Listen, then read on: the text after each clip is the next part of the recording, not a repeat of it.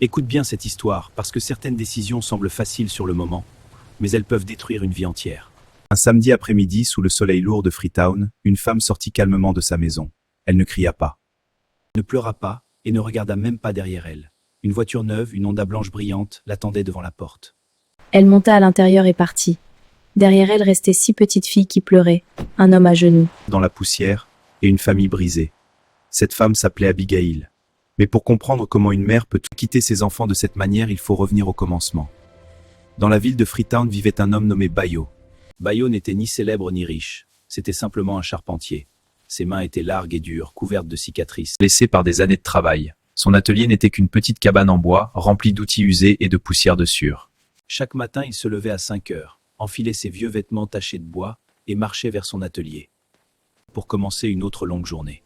12 ans auparavant, Bayo avait épousé Abigail.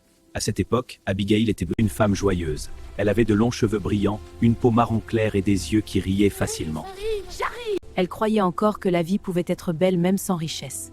Ensemble, ils eurent 6 enfants. Les premières furent Rena et Tina, des jumelles qui partageaient le même sourire lumineux que leur mère. 2 ans plus tard arrivèrent Cordelia et Amelia. Puis vinrent Emerson et Madison, les plus jeunes, toujours pleines de curiosité. La famille n'avait pas beaucoup d'argent, mais elle avait quelque chose de précieux, la solidarité. Abigail vendait des légumes au marché. Pour aider le foyer, Bayo travaillait du matin jusqu'au soir pour fabriquer des meubles simples mais solides. Le soir, la famille se réunissait dans leur petite maison, mangeait ensemble et riait malgré les difficultés. Pour eux, c'était suffisant. Mais un jour, quelque chose changea. Un matin au marché, Abigail croisa une ancienne camarade d'école. Abigail, c'est bien toi? Oui, c'est moi. Cette femme s'appelait Fumi. Fumi descendit d'une voiture brillante, portant une robe en dentelle dorée et des bijoux scintillants.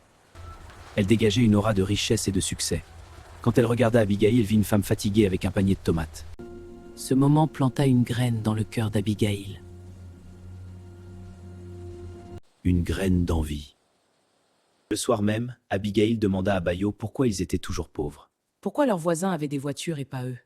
Pourquoi elles devaient porter les mêmes robes encore et encore? Bayo resta silencieux, ses mains pleines de sueur. Il expliqua que le travail était lent et que les clients étaient rares. Mais il promit que les choses finiraient par s'améliorer. Abigail ne répondit rien. Mais quelque chose en elle avait changé. Abigail, j'organise une fête dans un hôtel luxueux la semaine prochaine. Oh, j'aimerais que tu viennes. C'est là qu'elle rencontra un homme puissant nommé Chief Okonkwo. Il avait des contrats gouvernementaux, plusieurs voitures et beaucoup d'argent. Il parla doucement avec Abigail. Chief Okonkwo. Et lui offrit de l'argent ce soir-là. Quand il lui demanda si elle était mariée, elle mentit. Et répondit qu'elle était célibataire. À partir de ce moment, la vie de la famille commença à se fissurer. Abigail sortait souvent le soir, prétendant rendre visite à des amis. Elle revenait tard dans la nuit avec de nouveaux vêtements, des chaussures élégantes et des bijoux. Bayo voyait tout, mais il restait silencieux. Ses filles aussi comprenaient. Les jumelles, Rena et Tina, observaient leur mère partir bien habillée et revenir à l'aube. Où est maman? Où est maman? Elle travaille tard. Mais ce n'était pas vrai. Puis vint ce samedi qui changea tout. Abigail arriva devant la maison, dans une voiture neuve. Elle portait une robe en dentelle dorée et des bijoux brillants. Elle regarda Bayo droit dans les yeux et déclara qu'elle partait. Elle dit qu'elle avait trouvé quelqu'un de mieux. Quelqu'un de riche. Elle appela Chief Okonkwo son homme et ajouta que Bayo sentait. La sueur et l'échec. Les voisins regardaient. Les 6 filles pleuraient. Abigail se retourna, monta dans la voiture et partit sans embrasser ses enfants. Madison, la plus jeune, courut derrière la voiture en criant « Maman! Maman !» Mais Abigail ne regarda jamais. Les jours qui suivirent furent les plus difficiles de la vie de Bayo. Il avait perdu sa femme, mais pire encore, il faisait face à la honte. Les gens au marché murmuraient. Les voisins se moquaient. Certains disaient que sa femme avait eu raison de partir parce qu'il était un homme pauvre. Même les filles souffraient à l'école. Les autres enfants les taquinaient en disant que leur père ne pouvait même pas. Bayo n'avait presque pas d'argent.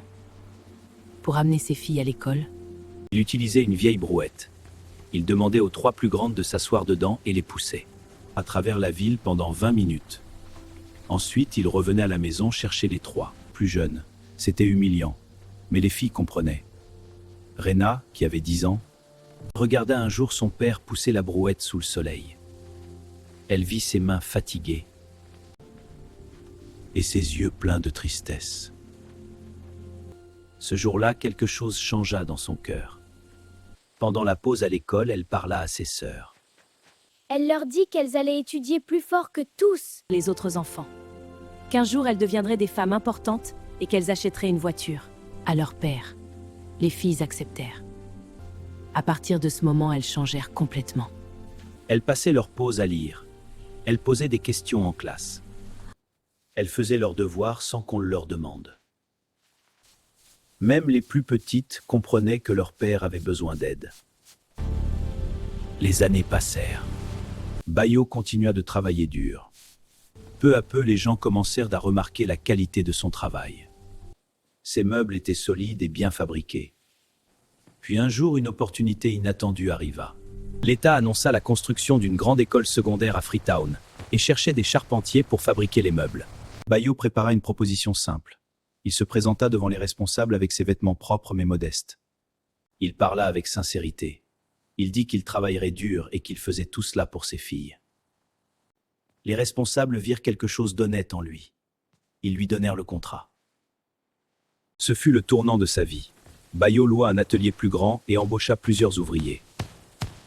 Pendant 8 mois, il travailla presque sans repos. Il se levait à 4 heures du matin et rentrait tard le soir. Le projet fut un succès. Les meubles étaient solides, élégants et bien conçus. Les responsables furent impressionnés. Et recommandèrent Bayo pour d'autres projets. Petit à petit, son entreprise grandit. L'argent commença, pas énormément au début, mais assez pour améliorer la vie de la famille. Bayo loua une meilleure maison. Et acheta une vieille Toyota blanche.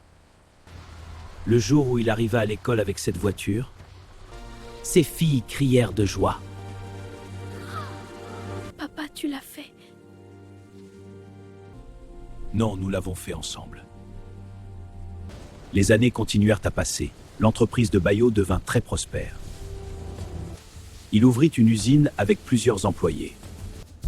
Ses meubles étaient vendus dans différentes villes. Rena devint médecin. Tina devint avocate. Votre honneur, les faits présentés démontrent clairement la responsabilité de la partie adverse. Cordelia et Amelia poursuivirent des carrières prestigieuses. Emerson et Madison lancèrent une entreprise de vêtements qui connut un grand succès. Un jour, les 6 filles décidèrent de faire une surprise à leur père. Elles construisirent une grande maison à Lagos. Une maison blanche avec une piscine et plusieurs chambres. Quelle maison magnifique! Et la piscine, elle est parfaite. Au-dessus de la porte, elles placèrent une plaque dorée. Où était écrit « La maison de Bayo, construite par ses 6 filles pour un père qui n'a jamais abandonné ». Quand elles retirèrent le bandeau des yeux de leur père devant la maison, Bayo tomba à genoux en pleurant.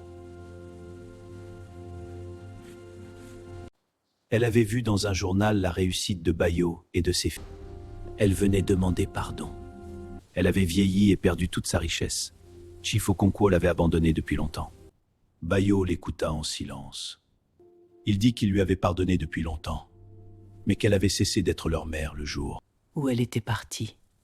Les filles acceptèrent de l'aider, mais seulement par charité.